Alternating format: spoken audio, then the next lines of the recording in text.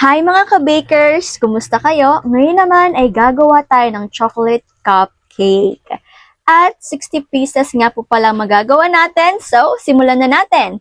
Ang kailangan nga po pala natin ay 3 condensed milk, 3 lata, itlog, 4 na piraso, oil, 250 grams, asin, 1 teaspoon, all-purpose flour, 450 grams, cocoa powder, 50 grams, baking powder, 3 tablespoon, at choco flavor na 1 tablespoon. Sa ating mixer bowl ay ilalagay muna natin ang ating 3 lata ng condensed milk, 4 na pirasong itlog, ang ating mantika, cocoa powder, baking powder, choco flavor, at ang ating all-purpose flour. Haluin na natin ito ng haluin hanggang sa magsama-sama na ang mga ingredients at higit sa lahat ay matunaw na ang ating asin. Ayan, kapag ganito na ang kanyang consistency o texture ay pwede na natin itong ilagay sa ating mixer at i-mix na natin.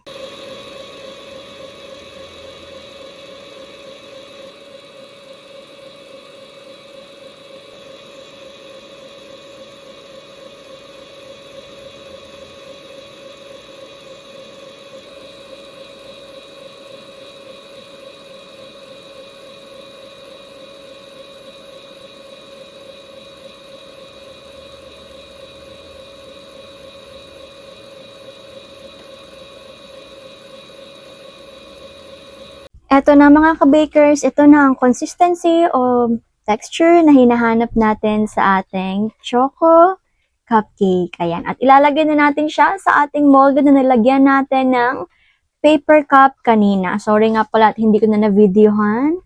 Ayan, ilalagay na po natin siya dito. At gumamit po kami ng ice cream scoop para dito. At yun po, isang ice cream scoop kada isa.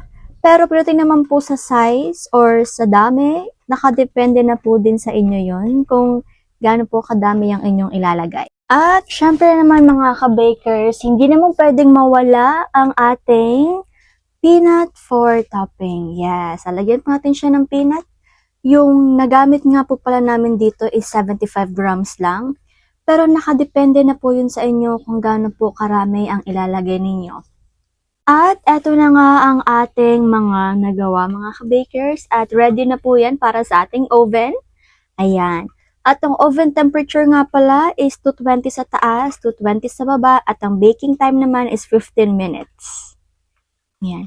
Dahan-dahan lang po natin siyang isalansan sa ating oven mga ka-bakers. Pagkatapos naman po ng 15 minutes ay ito na po siya. Yan, luto na po ang ating chocolate cupcake. Yan. Yan na po siya mga ka-bakers, no? Sobrang sarap, sobrang lambot, at higit sa lahat, mabenta sa mga bata. Ayan, kitang-kita naman po ating mga ka-bakers kung gaano po siya kaganda. At napakasarap naman po talaga niyang kainin. Siyempre naman, kumain na po ako niya. Mga nakatatlo din po ata ako. Nako mga ka-bakers, swak na swak po talaga itong ibenta, lalo na po kung malapit po kayo sa school. Pwede nyo pong ibenta ng minimum ng 7 pesos at siguro naman talagang kikita kayo. At syempre, ito na nga ang ating finished product mga ka-bakers. Congratulations po sa ating lahat ng mga nakasunod. Ito na po ang ating choco cupcake. Ayan, napakasarap, napakalinamnam, at higit sa lahat, mabentang mabenta. Sa kahit na sino, simula bata hanggang sa matatanda. At young at heart, syempre. Kaya ano pang hinihintay nyo mga ka-bakers, gawin nyo na po itong pang negosyo dahil alam na alam ko namang kayang-kaya nyo, kahit beginner pa lang, kayang-kaya nyo na to. Dahil syempre, pag may tiyaga, may choco cupcake. Isaias 45:18. Si Yahweh ang lumikha ng kalangitan, siya rin ang lumikha ng daigdig. Ginawa niya itong matatag at nananatili at mainam na tirahan. Hanggang dito na muna ako mga ka-bakers. Hanggang sa muli. Paalam!